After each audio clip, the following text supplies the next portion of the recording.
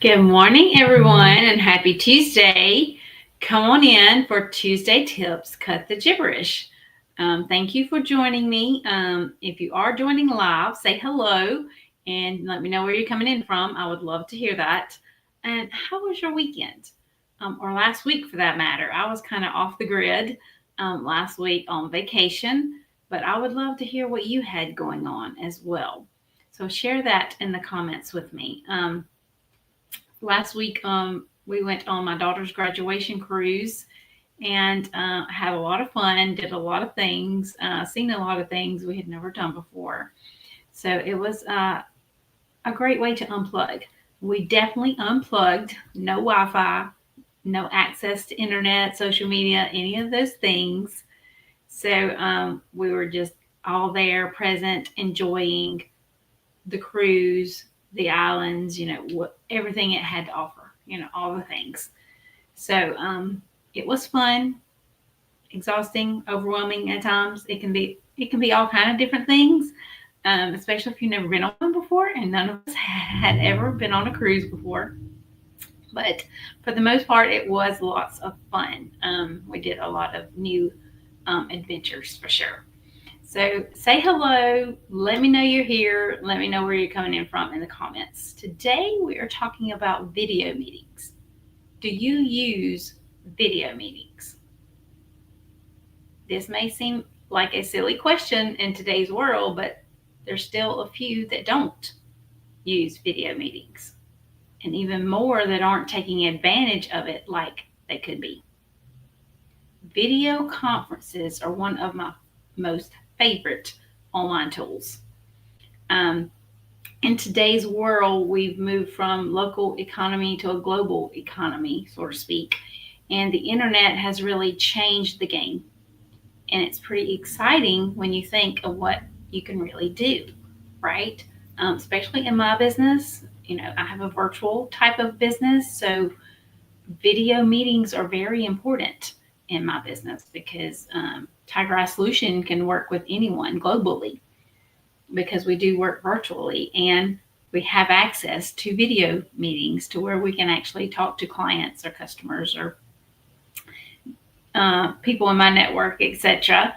I use video conferencing calls for all those things, right? So, like I said, the internet has really changed the game, and it's pretty exciting when you think of what you can do um, with video conferencing or videos in general. A while back, it dawned on me that it's not actually uncommon for me to have chats with people on 2 or 3 different continents on the same day. And that's totally possible. Like I said, because we can, work, talk, or whatever with people globally just because my business is a virtual type of business. And Zoom is our number one tool, one of our number one tools, put it that way. So, in fact, we've got, there's students in my academy or in the relationship communications community, that are in 12 different countries. They're all over the place in location. So I chat with people all over the world on a regular basis, for sure. Um, Started using Skype in the very, very beginning. Um, then there was a couple other video conferencing options. Google Hangouts is a good one to use, but I mostly use Zoom. Zoom is my number one go-to for video meetings. Though I did come across someone recently still using Skype, and that's totally fine. Totally fine if that's the video platform that works best for them. Totally fine. But I have moved past that. I use Google Meet sometimes as well. So it's usually either Google Meet or Zoom that I use for video calls. But for actually videos like this, I use a different platform called StreamYard. Tiger Eye Talk, my podcast, we use StreamYard. So that's a different platform I also use for videos, video communication, right? So Zoom is my go-to Zoom, Google Meets, and StreamYard. That's the 3 different platforms I use for any and all types of video conferences or any type of videos that I use within my business. It's easy, it's inexpensive, and it's the next best thing to being alive, right? I can have a video conversation with someone and really get to know them, and it's much better than a phone call and cheaper, depending upon where they're located, right? Here's a little secret when you do it, though. Plan it like you would a coffee meeting with someone, an in-person coffee meeting, okay? I talk about coffee chats all the time, especially if you're part of the relationship communications community. Coffee chats is those one-on-one meetings, right, after you attend a networking event to get to know someone. So, and that you can use Zoom or Google Meet or, whatever your platform is you use for video calls. You can use it for your coffee chats. I absolutely use Zoom for my coffee chat meetings, amongst, all other kinds of meetings as well. But plan it like you're having a coffee chat in person, like you went to your local coffee shop and you and that person sat down and had a conversation. It's the same thing. Yes, I understand it's through a computer screen or phone screen or whatever it is you're using. I get that, but you're still having a one-on-one conversation with that person, right? So plan it like you would an in-person coffee meeting, okay? In fact, I call it the virtual coffee date or coffee chat, right? It is a virtual coffee chat. That's what I call it, a coffee chat. And I even bring my coffee with me. I have a cup on my desk every day. It's not coffee. Those of you that know me very well know that I don't drink coffee. So my cup does not hold coffee. However, I still do drink out of a coffee cup every day. It used to be Diet Dr. Pepper, and I finally gave that up. However, last week I was on vacation, so I treated myself to a Diet Dr. Pepper, just one.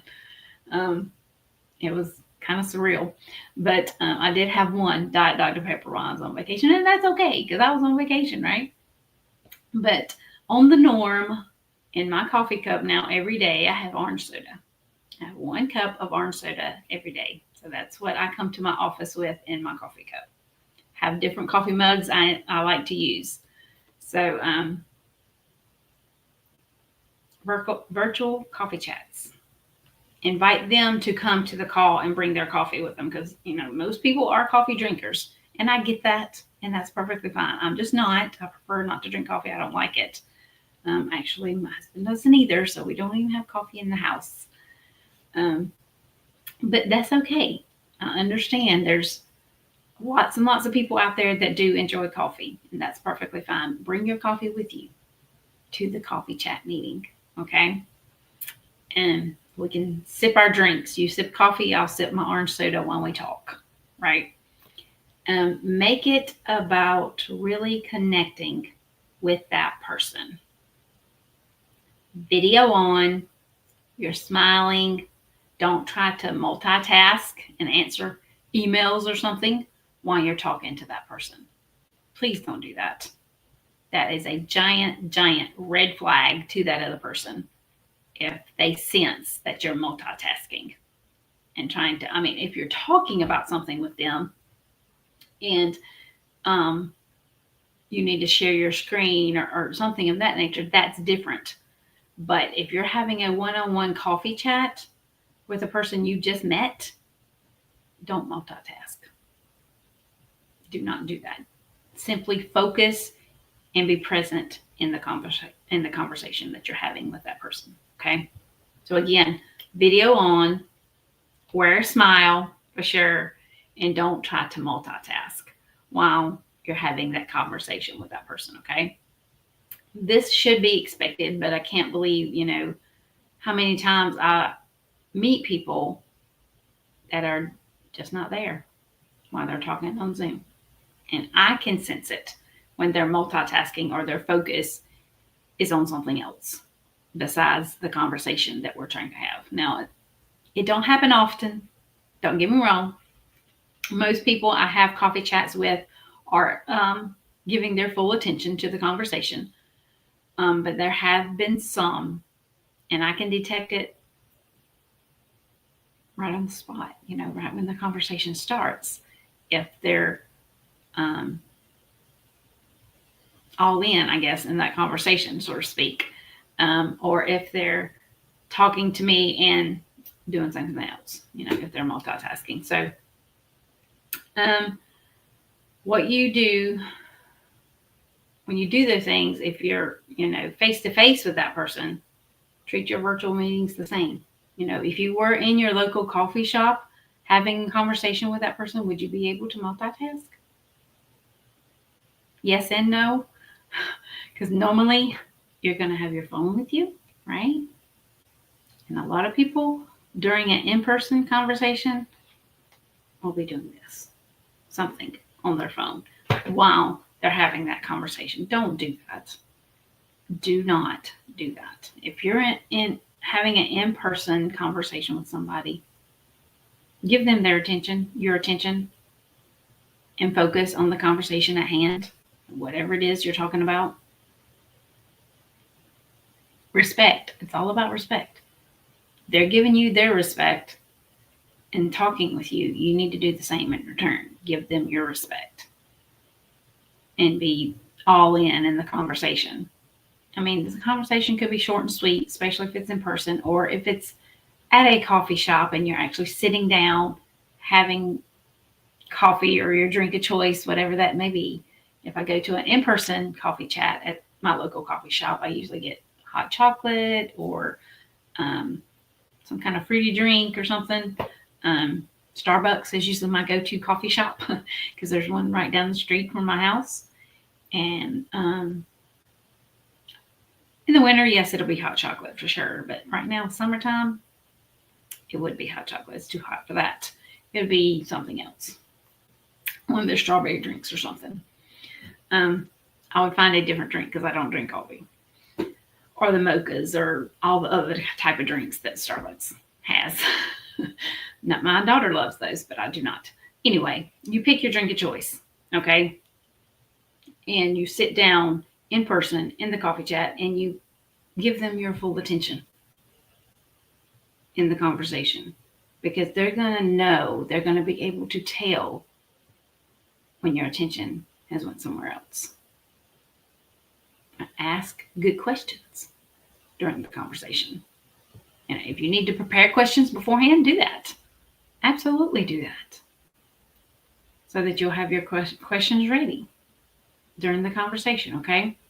So, again, when you're at a face-to-face meeting, treat it like a virtual meeting. Treat them both the same, okay? No matter if it's a virtual Zoom or Google Meet or whatever the platform is you use, if you're meeting over the screen or if you're meeting in person.